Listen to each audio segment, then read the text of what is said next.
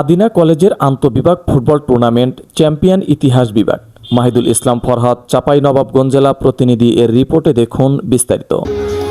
আজ 30শে নভেম্বর রবিবার আদিনা ফজলুল হক সরকারি কলেজের আন্তঃবিভাগ ফুটবল টুর্নামেন্টের ফাইনাল খেলা অনুষ্ঠিত হয়। আন্তঃবিভাগ ফুটবল টুর্নামেন্ট 2025 ফাইনালে ইতিহাস বিভাগ 1-0 গোলে দর্শন বিভাগকে পরাজিত করে চ্যাম্পিয়ন হওয়ার গৌরব অর্জন করে। প্রতি বছরের মতো এবারও আদিনা ফজলুল হক সরকারি কলেজে আন্তঃবিভাগ ফুটবল টুর্নামেন্ট অনুষ্ঠিত হয়। এতে মোট 10টি দল অংশগ্রহণ করে।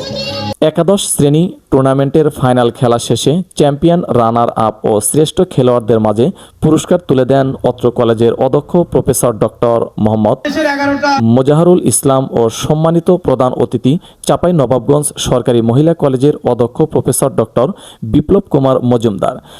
আরও উপস্থিত ছিলেন অত্র কলেজের সাবেক অধ্যক্ষ মোহাম্মদ শফিকুল ইসলাম, উপাধ্যক্ষ প্রফেসর মোহাম্মদ ইমানুল হক, শিক্ষক পরিষদের সম্পাদক প্রফেসর মোহাম্মদ আসগার হোসেন, টুর্নামেন্ট কমিটির আহ্বায়ক ডক্টর মোহাম্মদ লুৎফর রহমান, কমিটি সদস্যবৃন্দ ও শিক্ষকবৃন্দ।